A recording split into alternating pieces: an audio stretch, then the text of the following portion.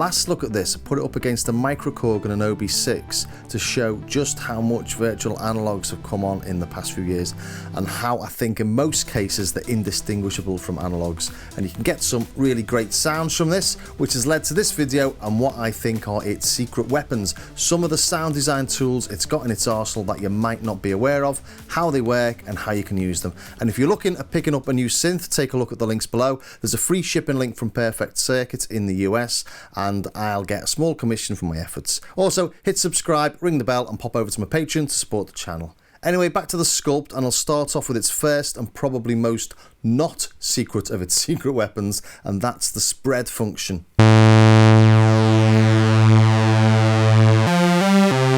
And that gives us 4 oscillators per oscillator, if that makes any sense. So this is oscillator 1 on its own. Then we bring in oscillator 2. And then we'll slightly detune that as well.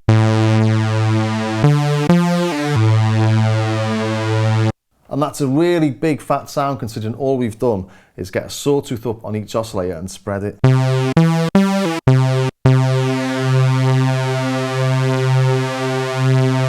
Let's listen to wave 1 on its own again though.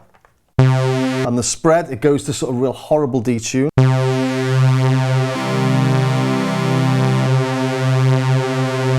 So until it goes horribly out of tune, like a broken synth. You can do similar stuff like that on the OB6. We put unison on, detune it. So that's doing everything it can. It's playing all 6 voices. On this, we're only playing 1 oscillator on 1 voice, and we're getting 4 oscillators. So we bring in oscillator 2. Let's increase the spread a bit. And now that's playing 8 oscillators on 3 notes. So that's playing 24 oscillators. And it can play up to 32 because it's 4-note polyphonic. So really powerful, but it just means when you've got a simple tone, you can just instantly make it sound big and rich and full. And that can create some really nice, big, rich pads.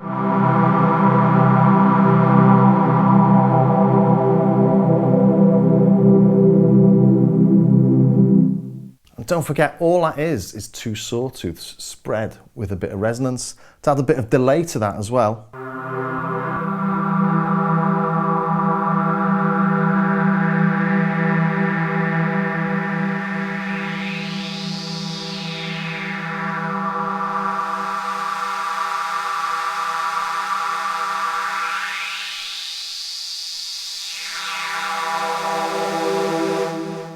So we're not using any of the modulation capabilities and we're getting some really nice tones already. And the second secret weapon of this is its LFO2. So LFO2 on this is really nice. It's faster than LFO1. It goes into almost audio rate and it allows you to do sort of audio mod stuff. So not quite FM, but really nice little bits and bobs. And it's got this special feature where it takes the frequency of the note you're playing and divides it. So you really are getting different tones where you play on the keyboard, exactly like you would on something like the Rev 2 or the Tempest or the Pro 8, where you've got that audio rate modulation. So let's just put it on the cutoff for now.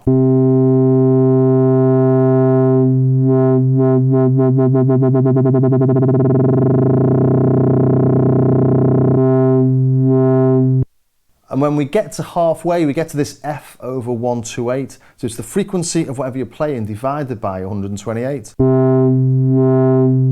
So if you play an octave up, it's playing twice as fast, which means that the LFO will be twice as fast.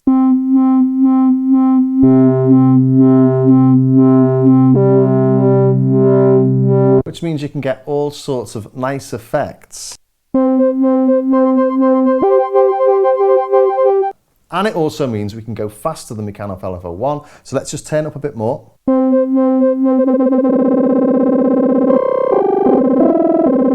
All a bit chiptuney. And now we're going into that sort of FM audio mod territory.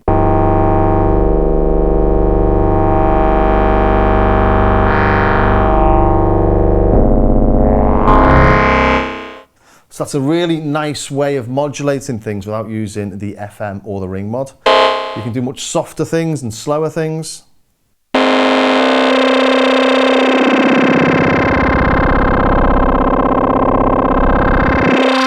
We're very much in the realms of special effects there, but we can do all our clangs and things. Let's put that onto a saw, shall we?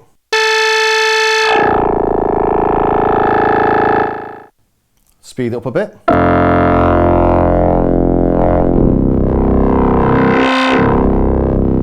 So that's really nice. I like the way you can spread it across the keyboard so you can get those sort of polyphonic style effects. It's a bit like when you're using VCO2 on something like the OB6 and you use it as the modulation source and you have it in low frequency mode and then you get a different frequency for every key you play. It's not exactly the same, but it's very similar. Or is it exactly the same? Let's try it. So I'm not trying to match anything there, just seeing if it's similar.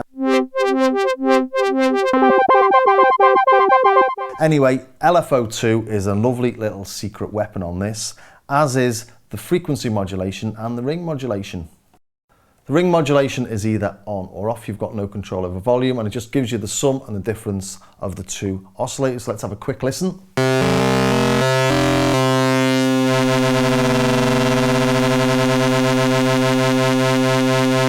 And what's nice about the way this tunes the oscillators, which I suppose is another little secret weapon, is the way it gives you the intervals. So doing things like ring modulation and FM, where you can spend quite a while sometimes trying to dial in the right tone that's sort of harmonically nice, you get them straight away on this.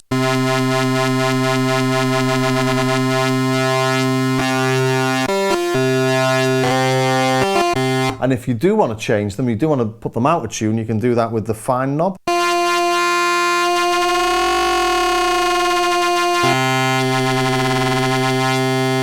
But it's an instant way of getting dirt and grit into a tone. We change the wave shape as well.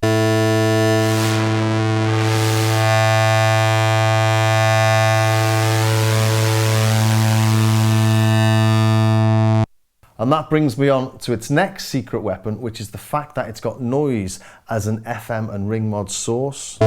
So with it being an oscillator that it's using for the FM, rather than the separate oscillator that you get on the OB6 or most synths,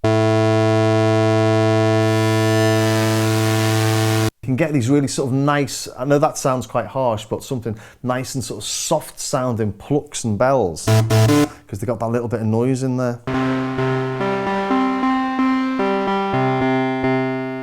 And there's loads of stuff in there, loads of really nice little changes you can do. I've done a couple of tracks from a ClubbingTV show using the Skulpt. And you can just spend ages just modulating through all the different wave shapes, just getting slightly different tones as your track builds. It's a really nice effect.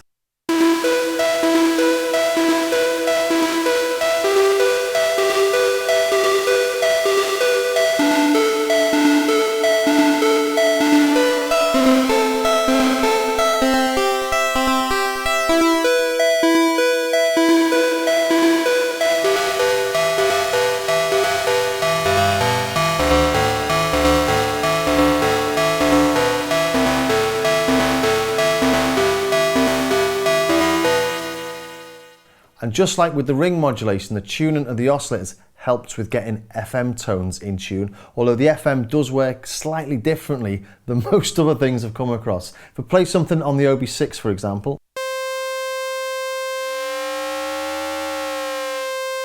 you can hear when I bring the FM in, the tuning goes out.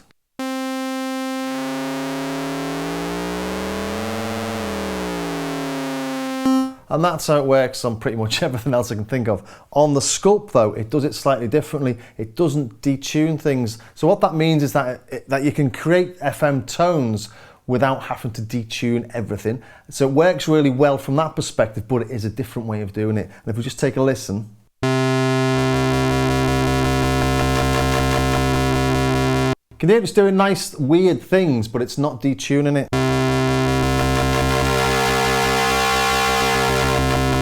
You can get all sorts of crazy, mad nastiness out of it.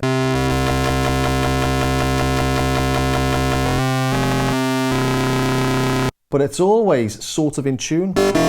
So that's sort of really helpful actually. And of course you can detune the oscillators using the fine tune.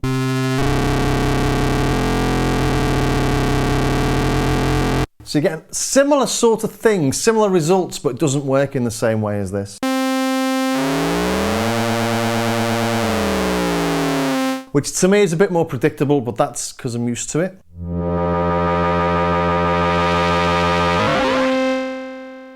So it doesn't work exactly the same way as stuff I'm used to, but you can get similar sort of tones. You get that FM style sound from it, but it's a bit of a secret weapon in that you can dial it in without having to retune everything. It's really cleverly done. And I think that brings me to the end of what I wanted to show, really.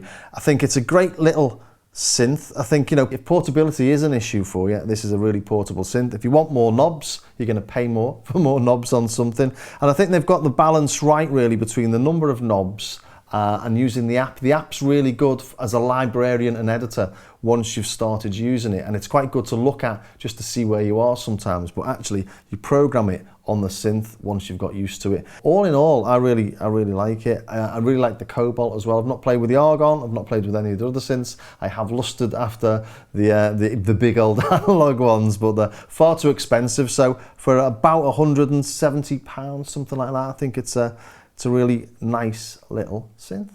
And if that was of use to you, please think about subscribing and see me over on my Patreon page. I might stick a load of the presets I've developed for this over the past few weeks on there as well. So I will see you next time.